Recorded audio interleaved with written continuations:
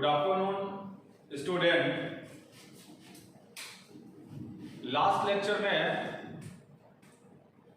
हम लोगों ने कोऑर्डिनेशन कंपाउंड में लास्ट हेडिंग लिया था रिप्रेजेंटेशन ऑफ कॉम्प्लेक्स आयन, और फिर मैंने बात किया था कि स्क्वायर ब्रैकेट के अंदर सेंट्रल मेटल एटम के साथ लिगेंड होते हैं और सेंट्रल मेटल एटम होता है स्क्वायर ब्रैकेट के अंदर।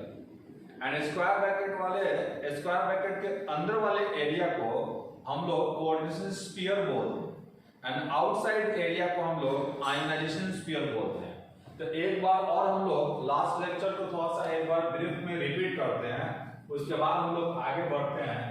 हमें पता है कि कॉम्प्लेक्स कंपाउंड को और कोऑर्डिनेशन कंपाउंड को हम लोग स्क्वायर ब्रैकेट से रिप्रेजेंट करते हैं, और इस स्क्वायर ब्रैकेट के अंदर ये सेंट्रल मेटल एटम M होता है, इसके साथ ये लिगेंड होते हैं और ये लिगेंड का नंबर होता है, और इसके ऊपर कोई चार्ज होगा, पॉजिटिव नेगेटिव चार्ज होगा, और ये चार्ज का अमाउंट हमने n मान लिया। अब यहाँ देख लो कि इनफैक्ट है क्या कि यहाँ पे जो m है where m is equal to central metal atom, central metal atom m is equal to central metal atom, and यहाँ पे जो L है इसको हम बोलते हैं लाइगेंड, और ये X जो है यहाँ पे ये नंबर ऑफ लाइगेंड है। अब यहाँ आप देखोगे इनफैक्ट क्या है, ये अंदर वाले एरिया को हमने बोला था कि ये स्क्वायर ब्रैकेट के अंदर वाला जो एरिया है इसको तो हम बोलते हैं कोऑर्डिनेशन स्फीयर।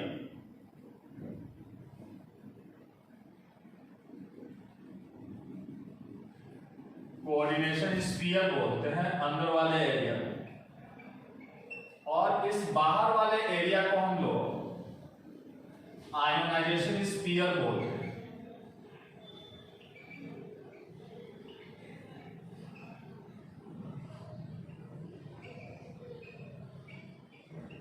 तो बाहर वाले एरिया को हम लोग आयनाइजेशन स्फीयर बोलते हैं, और स्क्वायर ब्रैकेट के अंदर जो एरिया है, स्क्वायर ब्रैकेट के अंदर वाले एरिया को हम लोग कोऑर्डिनेशन स्फीयर बोलते हैं, और कोऑर्डिनेशन स्फीयर के आउटसाइड एरिया को हम लोग आयनाइजेशन स्फीयर बोलते हैं। तो apart from the outside area, apart from the coordination sphere are known as ionisation sphere. जो स्क्वायर ब्रैकेट के बाहर का जो रीजन है उस रीजन को हम लोग आयनाइजेशन स्फीयर बोलते हैं, और अंदर वाले एरिया को हम लोग कोऑर्डिनेशन स्फीयर बोलते हैं। आयनाइजेशन स्फीयर के अंदर जो स्पीशीज होते हैं वो आयनाइजेबल होते हैं, और कोऑर्डिनेशन स्फीयर के अंदर जो स्पीशीज होते हैं वो नॉन आयनाइजेबल होते हैं। तो यहाँ पे सेंट्रल मेटल एटम M है, और ये L जो है लिगेंड है, और लिगेंड के बारे में हम लोग आज के लेक्चर में लिगेंड के बारे में डिटेल में पढ़ेंगे, और ये X जो है नंबर ऑफ लिगेंड है। अब ध्यान रहे यहाँ पे कि यहाँ पे जो सेंट्रल मेटल एटम M और लिगेंड, इन दोनों को कलेक्टिवली हम लोग कोऑर्डिनेशन एंटिटी बोलते हैं।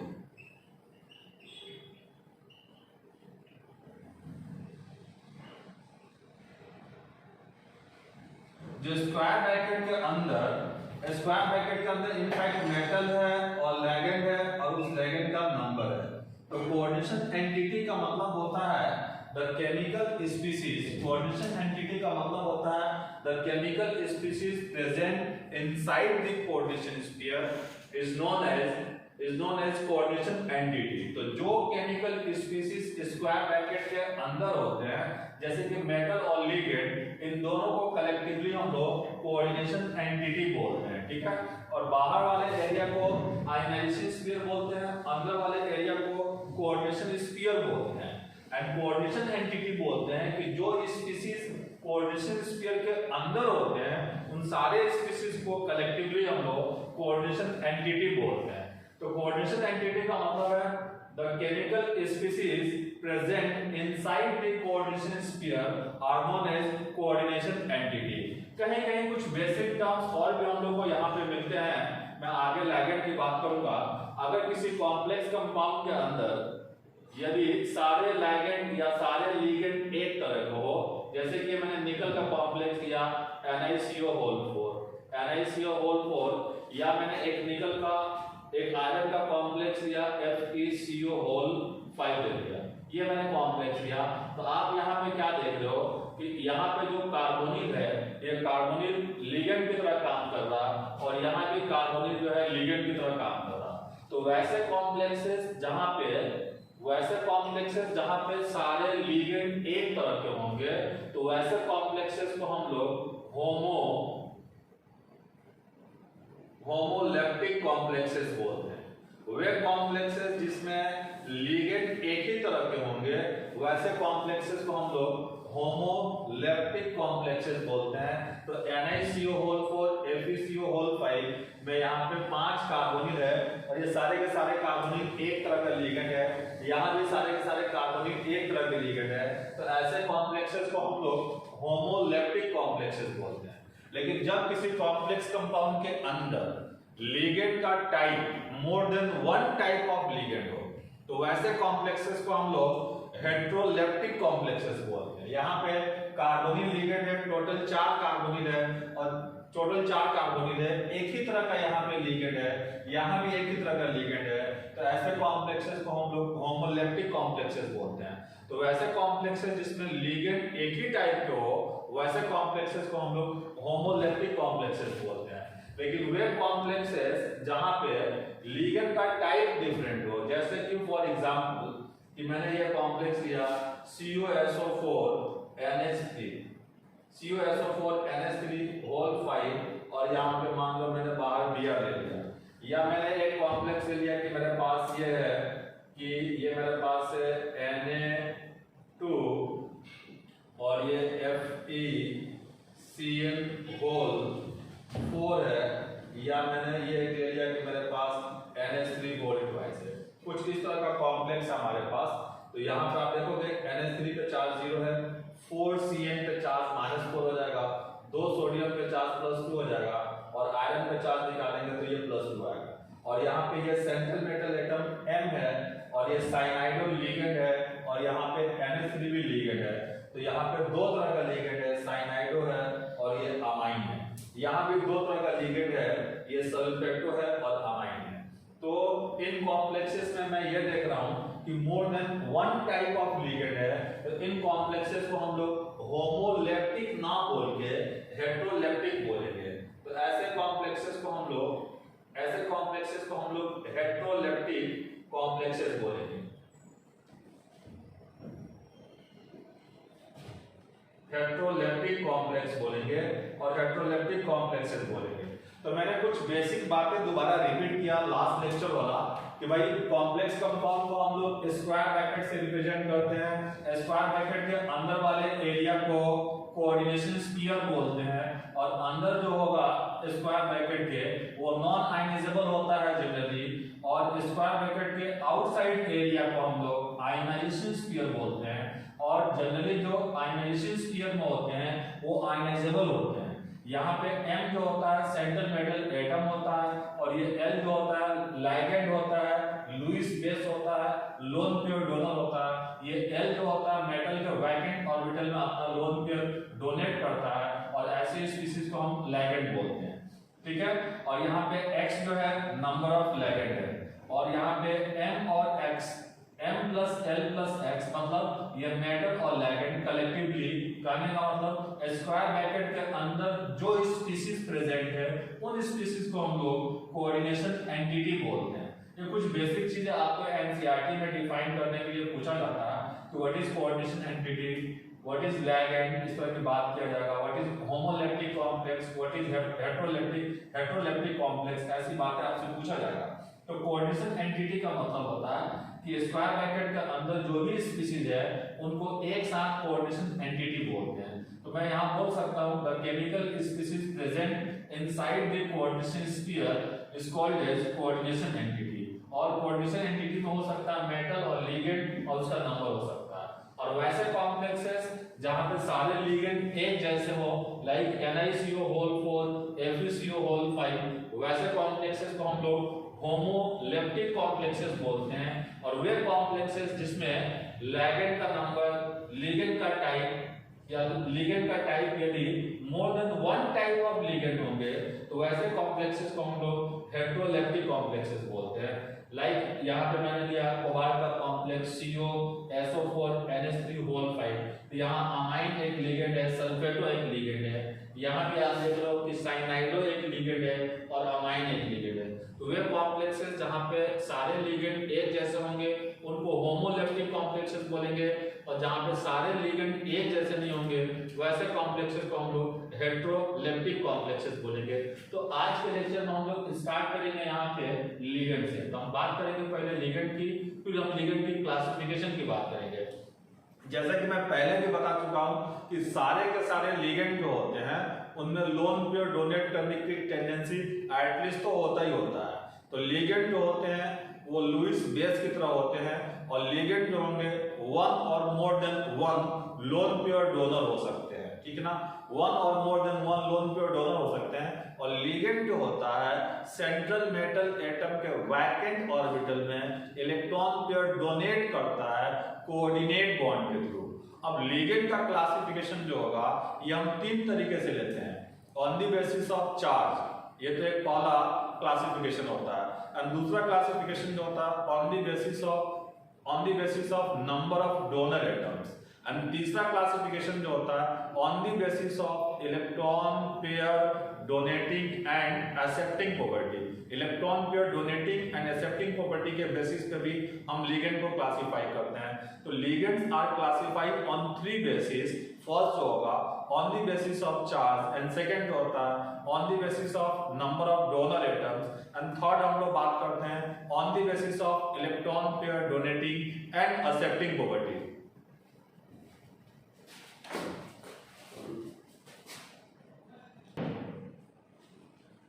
तो ठीक है बच्चों, हम लोग आगे यहाँ पे लिगेंड के बारे में बात करेंगे, और ध्यान रहे कि इस टॉपिक का बिल्कुल जान है लिगेंड के ऊपर कितना चार्ज है, लिगेंड में कौन सा एटम डोनर है, कितने डोनर एटम हैं, लिगेंड का चार्ज, लिगेंड की डेंसिटी, और लिगेंड में कितना चार्ज है, कौन सा एटम डोनर है, उस लिगेंड की स्ट्रक्चर क्या होगा, ये सारी बातें पहले आपका क्लियर होना चाहिए, उसके बाद हम लोग आगे बढ़ पाएंगे। ठीक है, तो देखते हैं हम लोग यहाँ पे पहले हम लिगेंड का डेफिनेशन लेंगे, उसके बाद क्लासिफिकेशन ऑफ लिगेंड की बात करेंगे।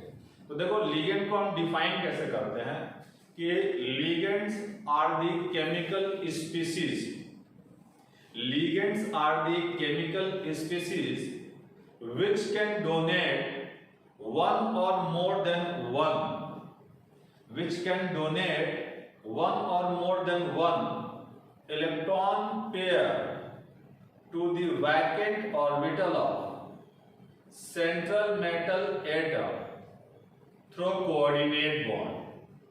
Ligands are the chemical species which can donate one or more than one electron pair to the vacant orbital of central metal atom through coordinate bond.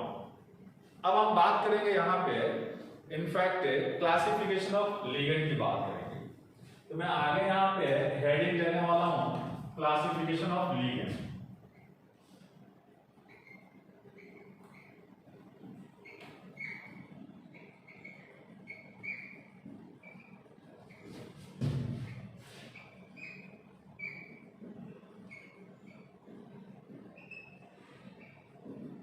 देखो ligand को हम लोग तीन तरह से क्लासिफाई कर सकते हैं। पहला क्लासिफिकेशन जो होता है on the basis of charge, अगर लिगेंड पे नेगेटिव चार्ज है तो वैसे लिगेंड को हम नेगेटिव लिगेंड्स बोलेंगे, अगर लिगेंड पे पॉजिटिव चार्ज है तो वैसे लिगेंड को हम पॉजिटिव लिगेंड्स बोलेंगे, अगर लिगेंड पे कोई चार्ज नहीं है तो वैसे लिगेंड को हम न्यूट्रल लिगेंड बोलेंगे। तो on the basis of charge तीन तरह के लिगेंड होंगे। एंड दूसरा क्लासिफिकेशन जो होता है on the basis of number of donor atoms. तो on the basis of number of donor atoms भी हम लोग चार तरह के लिगेंड होते हैं। वैसे लिगेंड जिसमें सिर्फ और सिर्फ एक डोनर एटम होगा, या वे लिगेंड जिसमें एक डोनर एटम हो, वैसे लिगेंड को मोनोडेंटेड या यूनिडेंटेड लिगेंड बोलते हैं। और वे लिगेंड जिसमें दो डोनर हो, वैसे लिगेंड जिसमें दो डोनर एटम हो, वैसे लिगेंड को हम लोग बाइडेंटेड या डाइडेंटेड लिगेंड बोलते हैं। और जिसमें मोर देन 2 डोनर एटम होता है, वैसे लिगेंड को हम पॉलीडेंटेड लिगेंड बोलते हैं।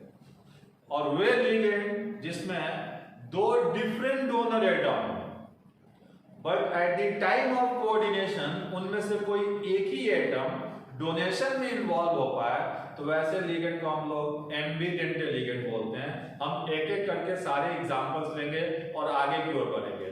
तो on the basis of charge 3 तरह के लिगेंड होंगे, on the basis of number of donors, ठीक ना, 4 तरह के लिगेंड होंगे। और तीसरा क्लासिफिकेशन जो होता है on the basis of electron pair donating and accepting tendency. तो on the basis of electron pair donating and accepting property in fact 2 तरह के लिगेंड होंगे। एक को हम बोलते हैं नॉर्मल और क्लासिकल लिगेंड, एंड दूसरे को हम बोलते हैं नॉन क्लासिकल और पाई एसिड लिगेंड। तो क्लासिफिकेशन ऑफ लिगेंड में सारे लिगेंड हमारे लिए इंपॉर्टेंट है, बट ध्यान दें नॉन क्लासिकल और पाई एसिड लिगेंड जो होता है वो वेरी वेरी इंपॉर्टेंट होता है। उसके बारे में आप अच्छे से स्टडी करोगे, ठीक ना, कॉम्पिटिटिव एग्जाम में वहां से क्वेश्चन आते हैं, ठीक है। तो मैं पहले क्लासिफिकेशन ऑफ लिगेंड का पहले लिगेंड को क्लासिफाई कर रहा हूं, तो उसके बाद एक एक करके हम सारी एग्जांपल डिस्कस करेंगे।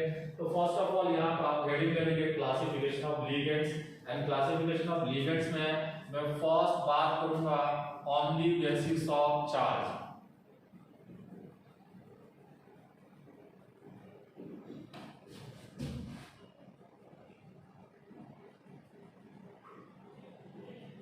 On the basis of charge, तो on the basis of charge, on the basis of charge in fact क्या होगा कि इसमें आप देख लो कि फर्स्ट हम बात करते हैं negative,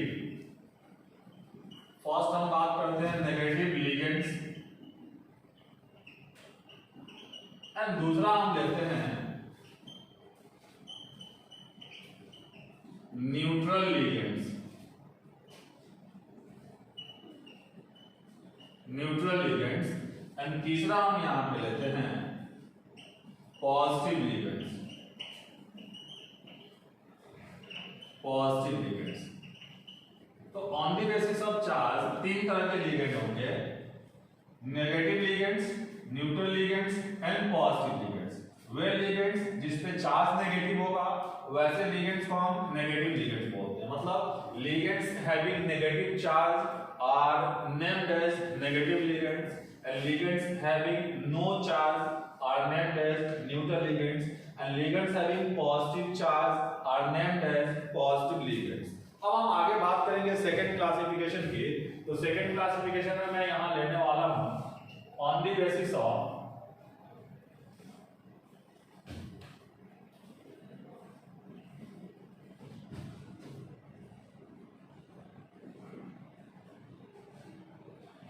on the basis of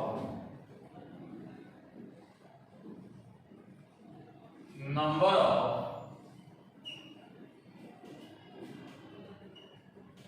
donor atoms,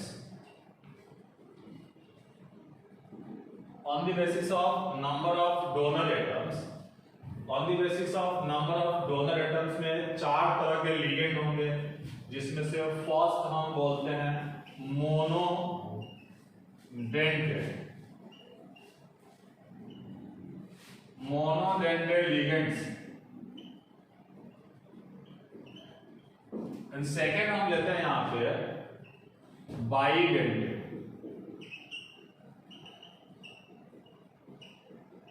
bidentate ligands, and third मैं यहां पे बात करूंगा polydentate,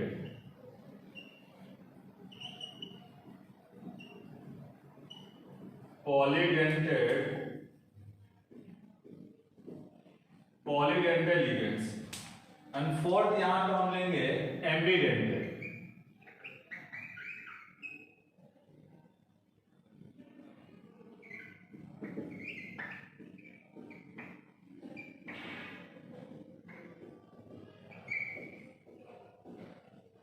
embedded ligands. And third classification जो होता है हमारा, ये वेरी वेरी इंपॉर्टेंट, ये होता है on the basis of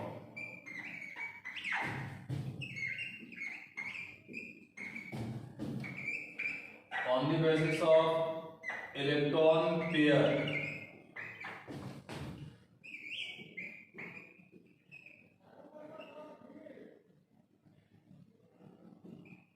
on the basis of electron pair donating and accepting property,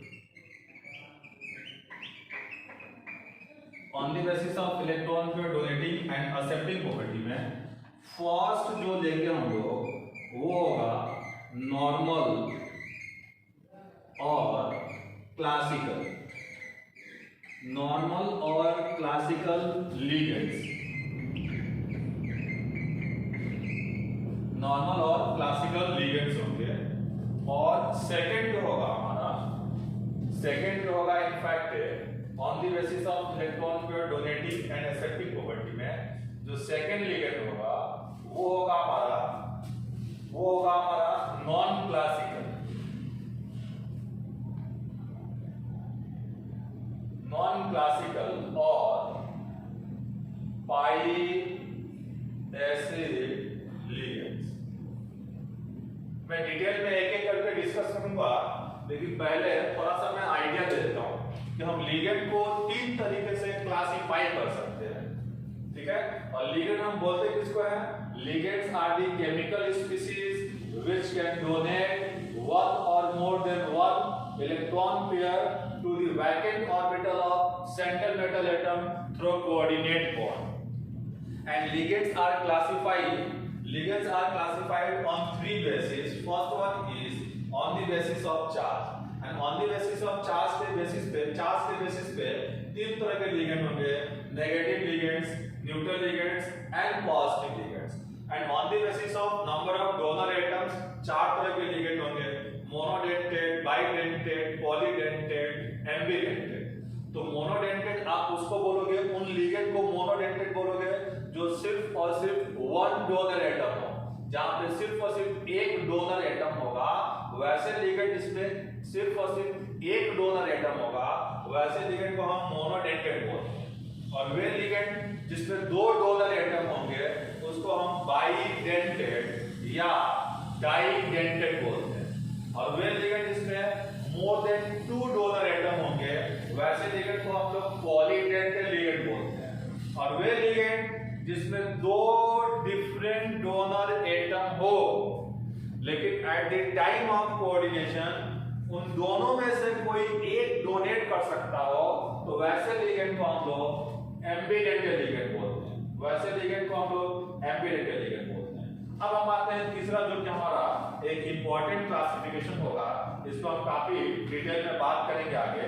on the basis of electron pair donating and accepting property, first हम बात करते हैं नॉर्मल और क्लासिकल लिगेंड की, and दूसरा हम बात करेंगे नॉन क्लासिकल और पाई एसिड लिगेंड। तो on the basis of electron pair donating and accepting property में नॉर्मल और क्लासिकल लिगेंड आप किसको बोलेंगे?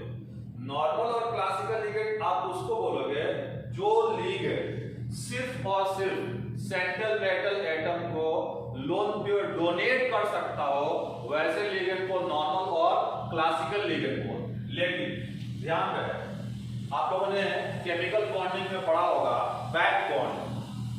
अब बैक बॉन्डिंग का यहाँ पे यूज आएगा, और आपको पता है कि बैक बॉन्डिंग में होता क्या है कि पहले कोई स्पीशीज बॉन्डिंग, पहले दो एटम मिलकर आपस में बॉन्ड बनाते हैं, और फिर उन दो एटम में एक ऐसा एटम होता है कि इनफैक्ट उसके पास लोन पेयर होता है, और जिसके पास लोन पेयर होता है उसके एडजेसेंट एटम के पास वैकेंट ऑर्बिटल होता है, और उस वैकेंट ऑर्बिटल में एडजेसेंट एटम से लोन पेयर एक्सेप्ट करता है कोऑर्डिनेट बॉन्ड के थ्रू, तो वैसे बॉन्डिंग को आप बैक बॉन्डिंग बोलते हो। इनफैक्ट बैक बॉन्डिंग में होता क्या है कि बैक बॉन्डिंग में होता क्या है कि कोई एक एटम जो होता है अपने साइड वाले एटम के खाली ऑर्बिटल में अपना इलेक्ट्रॉन पेयर ट्रांसफर करता है कोऑर्डिनेट बॉन्ड के थ्रू, तो वैसे बॉन्डिंग को बैक बॉन्डिंग बोलते हैं। आई थिंक हम लोगों ने केमिकल बॉन्डिंग में काफी डिटेल में बैक बॉन्डिंग पढ़ा है, लेकिन अब हम लोग उसका यूज यहाँ पे करेंगे नॉन क्लासिकल और पाई एसिड लिगेंड में। तो देखो होता क्या है कि बहुत सारे ऐसे लिगेंड होते हैं जो लोन पेयर डोनर भी होते हैं एज वेल एज एक्सेप्टर भी होते हैं। बहुत सारे ऐसे लिगेंड होते हैं जो लोन पेयर डोनर भी होते हैं as well as lone pair acceptor भी होते हैं। और लोन पेयर लेते समय अपने वैकेंट डी ऑर्बिटल में या अपने वैकेंट एंटी बॉन्डिंग ऑर्बिटल में लोन पेयर एक्सेप्ट करता है। तो वैसे लिगेंड को हम लोग नॉन क्लासिकल और पाई एसिड लिगेंड बोलते हैं। सपोज करो कि हमारे पास मान लो कि ये कार्बोनिल लिगेंड है, ये कार्बोनिल एक लिगेंड है। अब यहाँ पे मैं ज्यादा टाइम नहीं लूंगा क्योंकि ये डिटेल में हम लोगों को आगे पढ़ना ही है।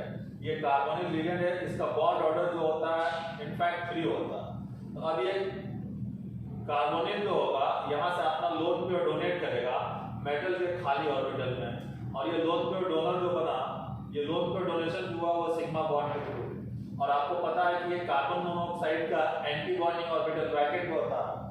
तो एंटी बॉन्डिंग ऑर्बिटल वैकेंट होता है, तो ये मेटल जो होगा अपने फील्ड ऑर्बिटल से कार्बोनिल के एंटी बॉन्डिंग इलेक्ट्रॉन ट्रांसफर करेगा। अब एंटी बॉन्डिंग में ट्रांसफर करेगा तो इसका बॉन्ड ऑर्डर घट जाएगा और बॉन्ड लेंथ जो होगा बढ़ जाएगा, और इस लिगेंड को हम बोलेंगे नॉन क्लासिकल और पाई एसिड लिगेंड। तो ऐसे बहुत सारे हमारे पास लिगेंड है जिनके पास ऑर्बिटल वैकेंट होते हैं, चाहे वो डी ऑर्बिटल हो, चाहे वो पी ऑर्बिटल हो, चाहे एंटी बॉन्डिंग की बात करें। जैसे भी ऑर्बिटल वैकेंट होते हैं तो वो वैकेंट ऑर्बिटल में इलेक्ट्रॉन पर एक्सेप्ट करता है मेटल के थ्रू बैक बॉन्ड। तो ऐसे लिगेंड को हम नॉन क्लासिकल लिगेंड बोलेंगे। और इसका डिटेल हम एक एक करके आप डिस्कस करने वाले हैं। सबसे पहले हम लोग यहाँ पे डिस्कस करेंगे क्लासिफिकेशन ऑफ लिगेंड में on the basis of charge, and on the basis of charge में हम सबसे पहले बात करेंगे नेगेटिव लिगेंड्स की। ठीक है, ध्यान रहे कॉम्प्लेक्स कंपाउंड के अंदर जो भी लिगेंड होते हैं, 2 बातें तो बिल्कुल पक्का आपको पता होना चाहिए, बिल्कुल पक्का पता होना चाहिए। इसका अच्छे से आपको प्रैक्टिस करना होगा। लिगेंड का चार्ज और लिगेंड की डेंसिटी, और लिगेंड में कौन सा एटम डोनर है, ये बिल्कुल आपको जब तक पता नहीं रहेगा, स्पेशली जब तक आपको चार्ज पता नहीं रहेगा, आप मेटल का चार्ज नहीं बता सकते। अब मेटल के चार्ज के बेसिस पे हम लोग बहुत सारी चीजें आगे कॉम्प्लेक्स कंपाउंड में कैलकुलेट करेंगे। और लिगेंड की डेंसिटी के बेसिस पे हम बता सकते हैं कि कॉम्प्लेक्स कंपाउंड का ज्योमेट्री शेप क्या होगा। तो डेंसिटी और चार्ज तो भाई आपको याद रखना है, आपको प्रैक्टिस कर लेना है। ठीक है, हम लोगों ने 11th क्लास में IUPAC naming of acid base पढ़ा था। तो जितने भी आपके पास एनायनिक स्पीशीज होते हैं, नेगेटिव स्पीशीज होते हैं, इनफैक्ट वो किसी एसिड से मिलते हैं। एसिड से जब हाइड्रोजन को रिप्लेस किया जाता है तो एनायन बनता है, और जितना हाइड्रोजन रिप्लेस होगा उतना ही उसके ऊपर नेगेटिव चार्ज आ जाएगा।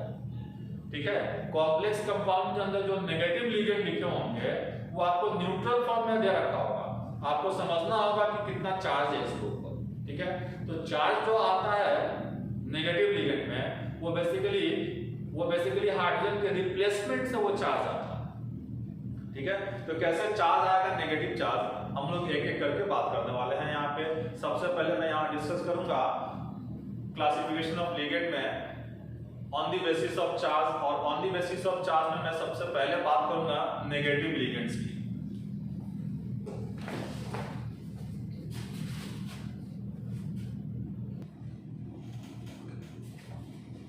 तो यहां सबसे पहले मैं डिस्कस करने वाला हूं on the basis of charge negative ligands.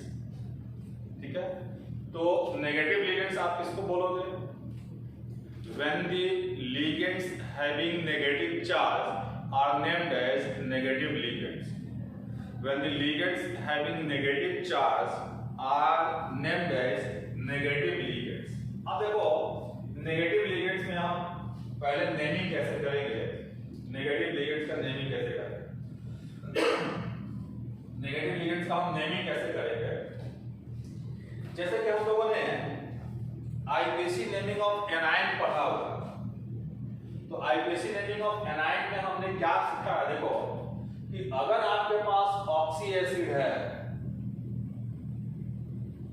तो जो ऑक्सी एसिड आपके पास है, उस ऑक्सी एसिड का जब आप नेमिंग करते हो तो ऑक्सी एसिड के नेमिंग में सफिक्स जो होता है या तो इक होता है या तो अस होता है।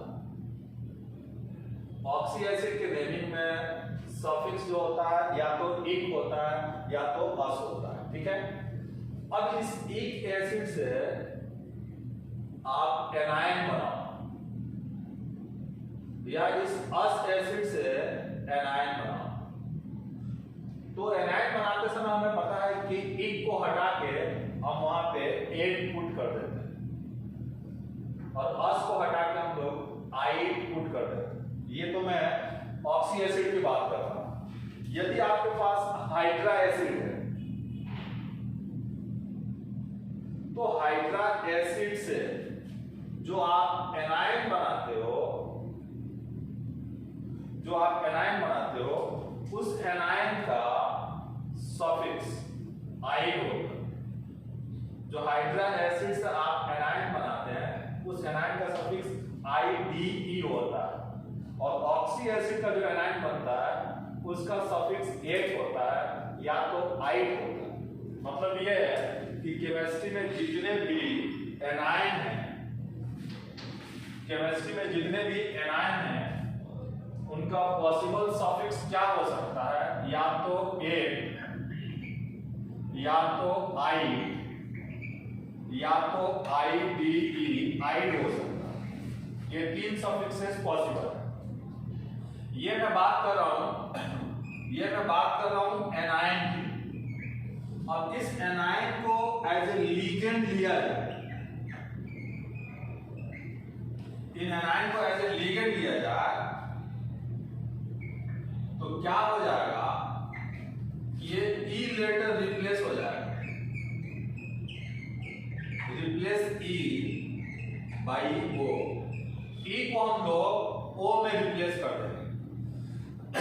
जैसे ये 8 है तो 8 से यहाँ पे 8O बना देंगे और 8 है तो यहाँ पे I2 बना देंगे और 8 है तो यहाँ पे हम I2 बना देंगे।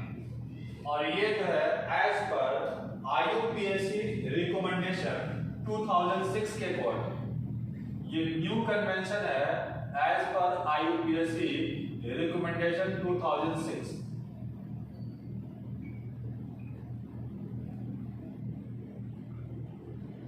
IUPAC रिकमेंडेशन 2006 के अकॉर्डिंग नेमिंग में सिमिलरिटी लाने के लिए जो भी एनायंस होते हैं उन एनायन का जब आप नेमिंग करते हो तो लास्ट लेटर E होता है और वही एनायन जब लिगेंड की तरह काम करेगा तो E लेटर को O में हम रिप्लेस कर देते हैं।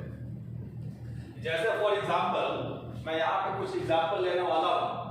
जैसे आप देखो कि आपके पास सपोज कर लो ये H2SO4 है, तो H2SO4 को आप बोलते हो यहाँ पे सल्फ्यूरिक एसिड और ये ऑक्सी एसिड है, सल्फ्यूरिक एसिड बोलते हैं आप। अब इस एसिड के नेमिंग में सफिक्स इक है तो इस इक वाले एसिड से एनायन बनाएंगे तो सफिक्स एक हो जाएगा और यहाँ पे दो रिप्लेसेबल हाइड्रोजन है तो एनायन बनाने के लिए यहाँ से मुझे हाइड्रोजन को रिप्लेस करना होगा, तो दो हाइड्रोजन यहाँ से रिप्लेस हो जाएगा तो यहाँ पे बन जाएगा SO4-2। अब सल्फ्यूरिक से इसका नेमिंग हो जाएगा सल्फेट। देख रहे हैं इसके नेमिंग में लास्ट लेटर E है। अब यही sulphate as a ligand behave करेगा तो लास्ट लेटर E को O में रिप्लेस करके नेमिंग करेगा। तो जब ये लिगेंड की तरह होगा तो इसको सल्फेट ना बोल के क्या बोलेंगे, बोलो, इसको हम बोलेंगे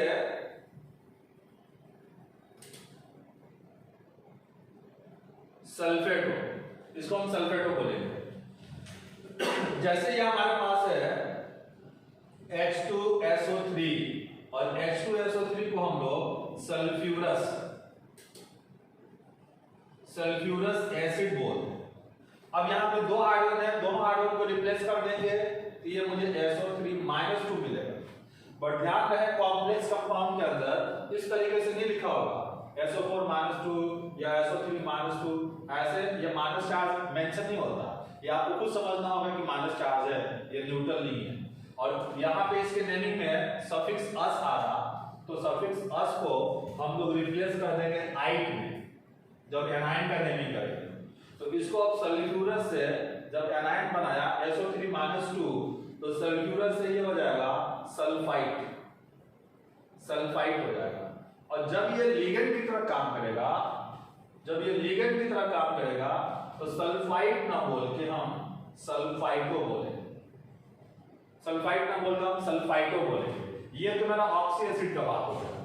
जैसे देखो कि एक और ऑक्सी एसिड ले रहा हूं कि मेरे पास ये HNO3 है, तो HNO3 को हम नाइट्रिक एसिड बोलते हैं। अब इस नाइट्रिक एसिड का मतलब कि इसके नेमिंग में सफिक्स जो है इक है, तो जब इसका एनाइन बनेगा तो ये NO3 -1 हो जाएगा। नाइट्रिक से आप इसको नाइट्रेट बोलोगे। अब देख रहे हैं यहाँ पे लास्ट लेटर ई है। अब इसको लिगेंड की तरह अगर ट्रीट करेंगे तो ई को हम ओ में रिप्लेस कर देंगे, और जब ये लिगेंड की तरह काम करेगा तो नाइट्रेट से इसको आप बोलोगे नाइट्रेटो, नाइट्रेटो बोलेंगे, नाइट्रेटो बोलेंगे। ठीक है। अब जरा मैं कुछ और यहाँ पे हाइड्रा एसिड की बात कर रहा हूँ। जैसे देख लो कि ये आपके पास HCl, तो Cl नेगेटिव को तो हम बोलेंगे क्लोराइड, और जब ये लिगेंड की तरह काम करेगा तो आप इसको बोलोगे क्लोराइडो। जैसे ही आपके पास HCN है, तो Cn नेगेटिव को तो हम बोलते हैं साइनाइड, लेकिन जब ये लिगेंड की तरह काम करेगा तो इसको आप बोलोगे साइनाइड। तो आई थिंक आप समझ चुके होंगे कि किस तरीके से हम यहाँ पे नेमिंग करने वाले हैं लिगेंड का। केमिस्ट्री में जो भी एनायन है, उन एनायन के नेमिंग में लास्ट लेटर ई होता है, लास्ट लेटर ई होता है। और ये एनायन जब लिगेंड की तरह काम करेंगे तो ई को हम ओ में रिप्लेस कर देंगे। जैसे एसीटेट से एसीटेटो बोलेंगे, क्लोराइड से क्लोराइडो बोलेंगे, सल्फेट से सल्फेटो, नाइट्रेट से नाइट्रेटो, ऑक्सिलेट से ऑक्सिलेटो, ब्रोमाइड से ब्रोमाइडो, आयोडाइड से आयोडाइडो, साइनाइड से साइनाइडो। ई लेटर को हम ओ में रिप्लेस कर देंगे। ठीक है। तो हम लोग यहाँ पे कुछ और एग्जांपल की बात करेंगे नेगेटिव लिगेंड की। ठीक है ना। जो भी आपके पास कॉम्प्लेक्स कंपाउंड में लिगेंड दे रखा होगा वो सब न्यूट्रल फॉर्म में दे रखा होगा। तो अगर कोई नेगेटिव लिगेंड है तो आपको समझना होगा उस पे कितना चार्ज है, और वो चार्ज जो आता है वो किसी एसिड से हाइड्रोजन को रिप्लेस करने के बाद आता है। जैसे यहाँ पे आप देख लो कि ये SO4 में -2 चार्ज है, तो SO4 -2 इनफैक्ट सल्फ्यूरिक एसिड से बना है, तो यहाँ से 2 हाइड्रोजन रिप्लेस किया तो यहाँ -2 चार्ज है। बट जब ये कॉम्प्लेक्स होगा तो ये -2 चार्ज नहीं दे रखा होगा, आपको समझना होगा कि -2 चार्ज है। यहाँ पे इनफैक्ट SO4 लिखा होगा कॉम्प्लेक्स में, तो हम समझेंगे कि सल्फेटो है। इनफैक्ट इसका एक्चुअल नेम सल्फेट होता है, लेकिन जब एज ए लिगेंड आप बात करोगे तो सल्फेटो बोलेंगे, लास्ट लेटर ई को ओ में रिप्लेस करेंगे। जैसे यहाँ पे HCl hydrochloric acid, hydra acid है, और हाइड्रा एसिड का जब एनायन लेते हैं तो सफिक्स आइड लगाते हैं, ये क्लोराइड हो जाएगा। जब लिगेंड की तरह काम करेगा तो क्लोराइडो बोलेंगे। अब हम लोग यहाँ पे कुछ हाइड्रा एसिड का एनायन और ऑक्सी एसिड के एनायन को यहाँ पे देखेंगे कि एज ए लिगेंड किस तरीके से नेमिंग होगा। मैं यहाँ पे कुछ और नेगेटिव लिगेंड्स का एग्जांपल लेने वाला हूँ।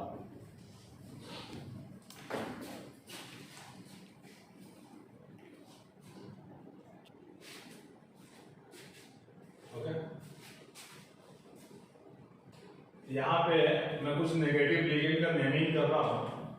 जैसा आपको पता है कि F नेगेटिव को आप फ्लोराइड बोलोगे, लेकिन जब ये लिगेंड की तरह काम करेगा तो E को O में रिप्लेस करके लिखेंगे, फ्लोराइडो बोलूंगा।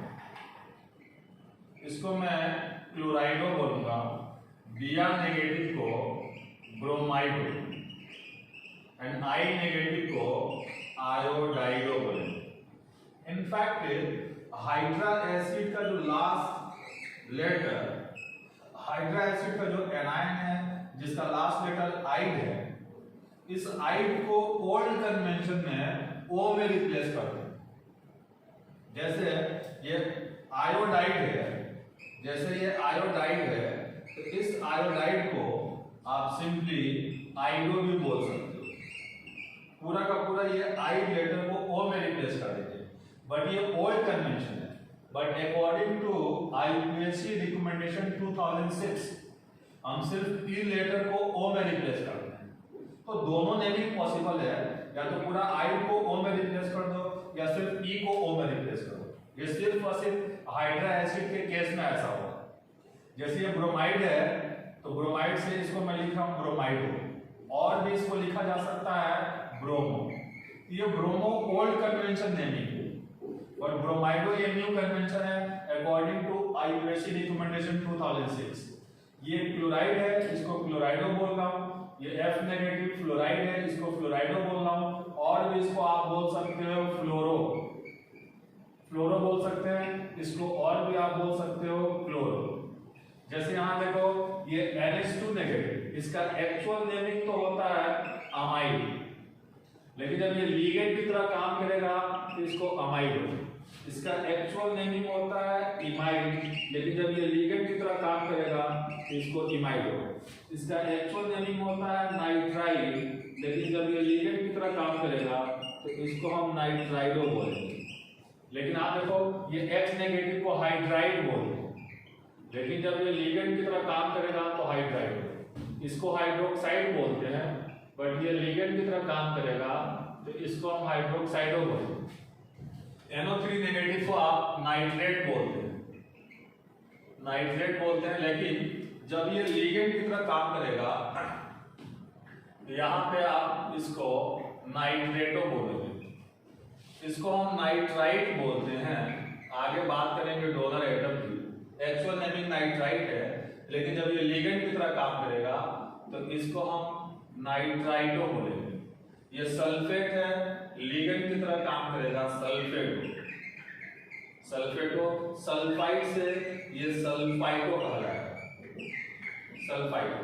ये साइनाइड है तो साइनाइड से इसको आप साइनाइडो, या आइड की जगह पे ओ लिख सकते हैं, सिंपली हम साइनो भी बोल सकते हैं, इसको साइनो भी बोल सकते हैं। ये आइसोसाइनाइड है तो आइसो साइनाइडो या आइसोसाइन। ये थायोसल्फेट, और थायोसल्फेट है तो इसको आप थायो सल्फेटो भी बोल सकते हो। थायोसल्फेटो ये साइनेट है एक्चुअल नेमिंग, तो साइनेट है तो लीगेंड होगा तो साइनेट हो। अब O को हटा के सल्फर रख दिया तो इसका नेमिंग हो जाएगा थायोसाइनेट, लेकिन जब लीगेंड होगा तो थायोसाइनेटो बोलोगे। जब लीगेंड होगा तो थायोसाइनेटो बोलोगे। फॉर एग्जांपल जैसे देखो कि ये O-2 है तो O-2 को आप ऑक्साइड बोलते हो, लेकिन जब ये लीगेंड की तरह काम किया तो ऑक्साइडो या ऑक्सो बोल सकते हैं। ये O-2 ये सुपर ऑक्साइड होता है तो इसको आप सुपर ऑक्साइडो बोल सकते हो, सुपर ऑक्साइडो। और ये O2-2 जो होगा इसको आप बोल सकते हो पेरोक्साइड। ये पेरोक्साइड होता है तो जब लिगेंड की तरह काम करेगा तो इसको पेरोक्साइडो बोलेंगे। एक्चुअल नेमिंग तो इसका पेरोक्साइड होता है, लेकिन लास्ट लेटर ई की जगह पर हम O पुट करेंगे जब ये लिगेंड की तरह कॉम्प्लेक्स कंपाउंड में बिहेव करेगा। 2 मिनट की वीडियो बनाएं। तो कुछ और यहाँ पर हम लोग नेगेटिव लिगेंड्स लेंगे। जैसे देखो आप आपके पास ये है CH3COOH, तो इसको आप बोलते हो एसिटिक एसिड, लेकिन जब ये लिगेंड की तरह काम करेगा, जब ये एनायन बनाओगे इसका, ये एनायन बन जाएगा, ऑक्सीजन हाइड्रोजन यहां से रिप्लेस होगा, एनायन बन जाएगा। तो इसको तो मैं एसिटिक एसिड बोल रहा हूं और इसको हम बोलेंगे एसीटेट। एसीटेट तो इसका एक्चुअल नेमिंग है, लेकिन जब ये कॉम्प्लेक्स कंपाउंड में होगा तो इसको आप एसीटेट बोलेंगे, सॉरी एसीटेटो बोलेंगे। और इस एसीटेटो का सिंपल रिप्रेजेंटेशन जो होता है OH नेगेटिव होता है। पूरे एसीटेटो पे चार्ज -1 है। जैसे सपोज करो कि मेरे पास ये एक एसिड है H2CO3, तो H2CO3 को हम लोग कार्बोनिक एसिड बोलते हैं। अब यहाँ 2 हाइड्रोजन है और दोनों हाइड्रोजन को रिप्लेस कर दूंगा तो CO3 -2 हो जाएगा, तो कार्बोनिक से ये बन गया कार्बोनेट। और जब ये लिगेंड होगा तो इसको हम कार्बोनेटो बोलेंगे। ये 2 ऑक्सीजन पे नेगेटिव चार्ज है, ये लिगेंड की तरह काम करेगा तो इसको आप कार्बोनेटो बोलेंगे। तो कार्बोनेटो पे चार्ज -2 है, कार्बोनेटो पे चार्ज -2 है। सिमिलरली जैसे कि देखो कि मेरे पास ये है H2C2O4, तो H2C2O4 को हम लोग ऑक्सैलिक एसिड बोलते हैं।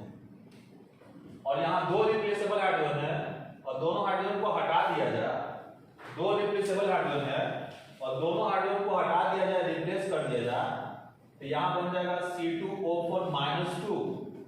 ऑक्सैलिक एसिड से इसको हम बोलेंगे ऑक्सलेट। और ऑक्सलेट पे चार्ज इनफैक्ट -2 है। अब लिगेंड होगा तो करोगे क्या, यहाँ ई लेटर को O में रिप्लेस करके लिखोगे।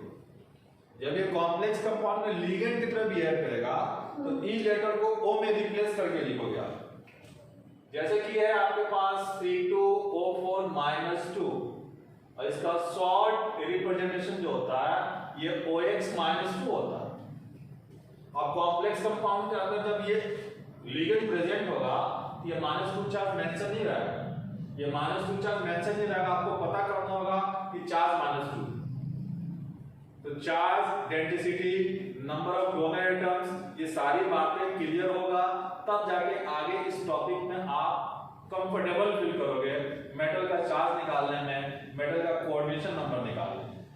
इन सब बातों को जब आप अच्छे से सीख लोगे तो ये टॉपिक जो है काफी आसान लगेगा आपको, बिल्कुल ही इजी टॉपिक है कंपेयर टू केमिकल बॉन्डिंग। इतना ज्यादा बॉन्डिंग की तरह ये लेंथी टॉपिक या बड़ा टॉपिक नहीं, और काफी वेटेज है, बोर्ड में तो क्वेश्चन आएगा ही आएगा। और इसके साथ साथ JEE mains, JEE advance, NEET में भी खूब सारे क्वेश्चन होते हैं।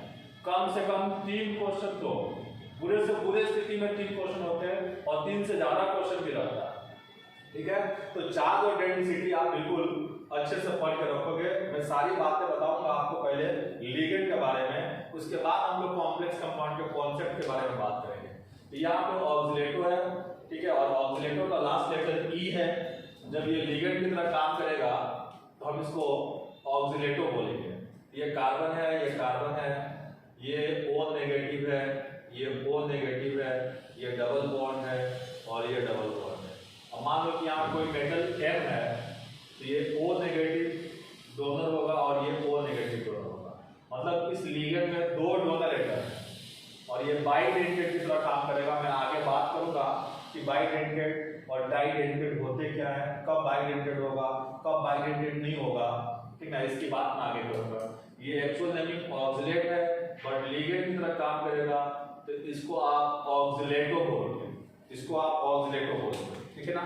नेक्स्ट एक और लिगेंड ले रहा हूं मैं यहाँ पे, ये भी ऑर्गेनिक लिगेंड है, जैसे CH3 C double bond O, CH double bond C O negative, और फिर ये आपके पास CH3। मेरे ख्याल से ऑर्गेनिक केमिस्ट्री के अंदर आप लोगों ने रेजोनेंस पढ़ लिया है और रेजोनेंस के थ्रू आप देखो इनफैक्ट ये नेगेटिव चार्ज इस ऑक्सीजन पे भी होगा, डिलोकलाइजेशन ऑफ पाई इलेक्ट्रॉन होगा, ये नेगेटिव चार्ज उठ के इस ऑक्सीजन पे भी आ जाएगा, ठीक है। और इनफैक्ट मैं ये बोलना चाह रहा हूँ कि रेजोनेंस के कारण दोनों ऑक्सीजन पे नेगेटिव चार्ज का अमाउंट जो होगा वो इक्वल रहेगा और दोनों ऑक्सीजन की डोनेटिंग टेंडेंसी इक्वल होगी। यहाँ पे कोई मेटल M है, ठीक है। अब यहाँ देखो रिंग बन गया है, इसका शॉर्ट रिप्रेजेंटेशन होता है AC और पूरा नाम है इसका acetyl acetyl acetonato, acetyl acetonato, acetyl acetonato negative ligand, acetyl acetonato negative ligand है और बाइडेंटेड लिगेंड है, ऑक्सीलेटो नेगेटिव लिगेंड है और बाइडेंटेड लिगेंड है, ठीक है। इसी तरीके से हमारे पास एक और लिगेंड है, यह है NH2 CH2 C double bond O और ये O नेगेटिव। तो यहाँ पे देख लो ये डोनर एक नाइट्रोजन है और ये डोनर एक ऑक्सीजन, और इसको हम रिप्रेजेंट करते हैं GLY से, और इसका पूरा नेमिंग जो है ग्लाइसिनेटो है, इसका पूरा नेमिंग है ग्लाइसिनेटो। तो आज के लेक्चर में हम लोग इतना ही रहने देते हैं। And on the basis of classification of ligands, on the basis of classification of ligands हमने 3 तरह के लिगेंड में से एक लिगेंड अभी बात किया है, नेगेटिव लिगेंड्स। वे लिगेंड जिन पे चार्ज नेगेटिव होगा वैसे लिगेंड को हम नेगेटिव लिगेंड बोलेंगे। तो लिगेंड का चार्ज, लिगेंड की डेंसिटी, ठीक है, लिगेंड का चार्ज, लिगेंड की डेंसिटी ये आपको पता रहेगा, तब आप अच्छे से आगे की ओर मेटल का चार्ज और कोऑर्डिनेशन नंबर फाइंड कर पाओगे। तो ध्यान रहे, मैं फर्स्ट लेक्चर से बोलते आ रहा हूँ कि इस टॉपिक में शुरू में आपका पूरा का पूरा फोकस होना चाहिए वो लिगेंड के ऊपर होना चाहिए।